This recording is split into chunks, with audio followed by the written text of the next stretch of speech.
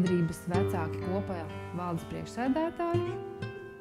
Biedrība apvieno Ogres novadā ģimenes, kurās aug bērni un jaunieši ar īpašām vajadzībām. Latvijā nav speciāla vieta, kur bērni ar īpašām vajadzībām varētu atnākt un kaut vai pavārtīties pa bumbām, paspēlēties uz lielajām bumbām. Šeit varētu to aprīkot. Protams, ar to domu, ka viņi to telpu varētu arī tiešām bišķiņ varbūt uzlabot to estētisko, kad varbūt vienā dienā te var notikt arī kādas terapijas nodarbības, vai mākslas terapijas, vai mūzikas terapijas, un bērnam patiktu tā telpa, jo daudzi šie bērni ir vadāti pie ārstiem, viņiem rodas uzreiz doma, kad viņi ir atvesti pie ārsta. Mani sauc Angelika, un man meitiņa sauc Rūta. Viņai ir 3 gadu. Ārsta diagnoze noteica bērnu cerebrālā trieka. Es saku, ka mans bērns ir vesels, un viņam viss būs labi, un viņš staigās.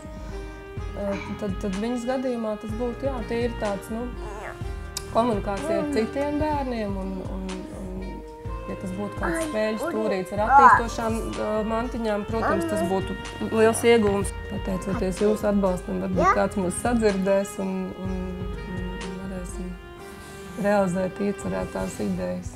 No ārsta saka, ka viņa, ja arī staigās, tad viņa nestaigās tā kā visi bērni, bet es saku, ka viņa staigās tā kā visi bērni un dejos valsi un skries un visu darīs.